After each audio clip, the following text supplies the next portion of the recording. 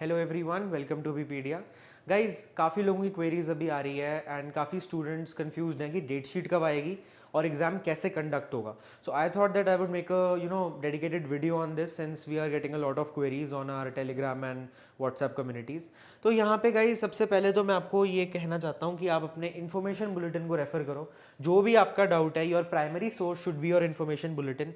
YouTube पे you can refer, but information bulletin को आपको सबसे पहले अंडरस्टैंड करना है।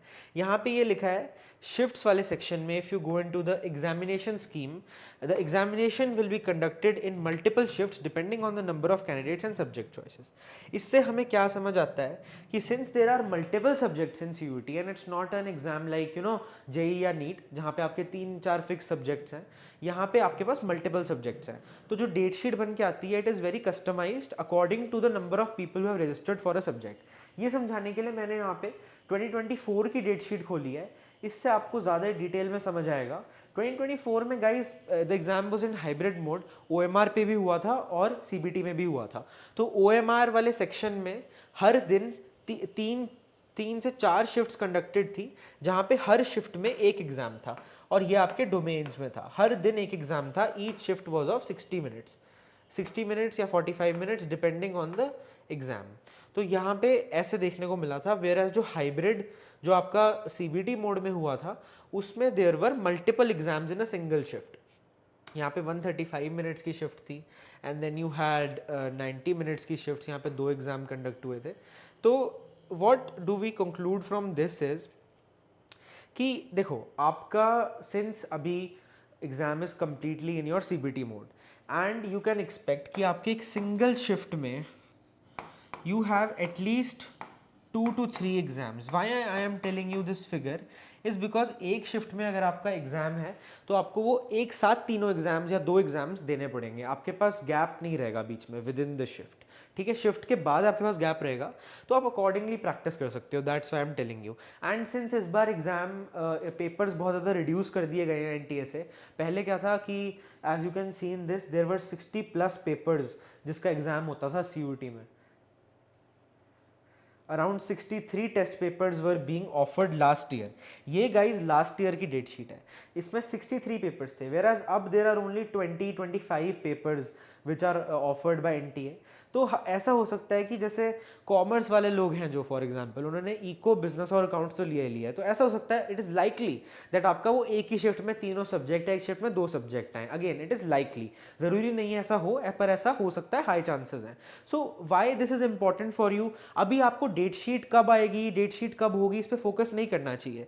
The best advice which you can follow is remember कि आपका एग्जाम 8 मई को ही होगा। ऑल दो 8 में से 1 जून आपकी टेंटेटिव डेट्स हैं, पर आप ये लेके चलो कि आपका एग्जाम 8 मई को ही होगा।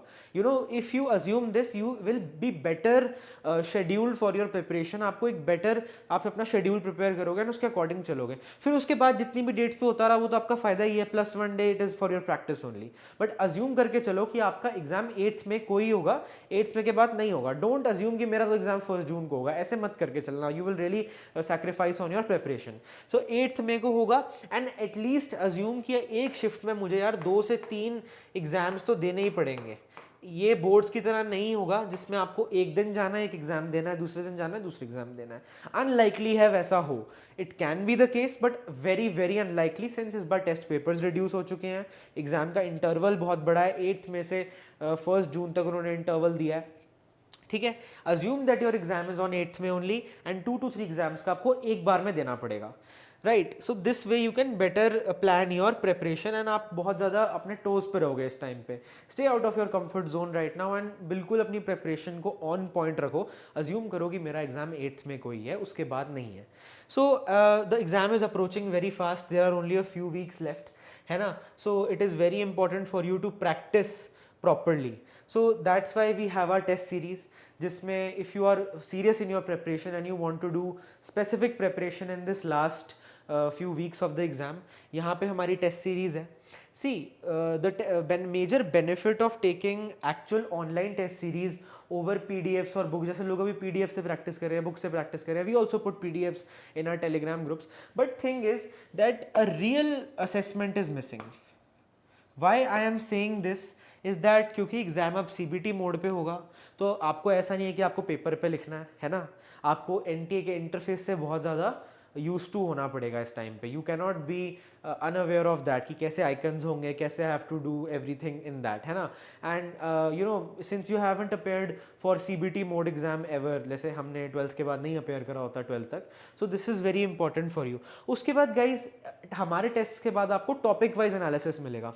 उसमें क्या होगा, हर टॉपिक के अकॉर्डिंग आपको मिलेगा कि आपने इतने क्वेश्चंस गलत करे, इतने सही करे, इतने नहीं अटेम्प्ट करे. So this is very important because इससे आपको पता चलेगा कि मेरे कौन से टॉपिक्स वीक हैं and you can focus on them first. हो सकता है आपका कुछ टॉपिक्स बहुत अच्छे हो ना, बार बार उन्हीं को प्रैक्टिस कर रहे हो क्योंकि हम अपने कंफर्ट जोन में चले जाते हैं. But the topic wise analysis is such कि वो आपको अपने कंफर्ट जोन से बाहर लेके आएगा एंड आपको उन टॉपिक्स पे पुश करेगा जो जिसमें आप एक्चुअली वीक हो, है ना. एंड मे बी उन्हीं टॉपिक से ज़्यादा क्वेश्चन एग्जाम में आए, वो प्रपोर्शन भी मेंटेन्ड है. So you can check out our test series. The link is in the description. And if you have any doubt, you can reach out to me. आपके पास मेरा personal number है. If not, you can join our Telegram group and WhatsApp community. वहाँ पे आपको सारी information मिल जाएगी. So best of luck for your exam. Don't focus on the date sheet right now. Focus on your preparation. Thank you.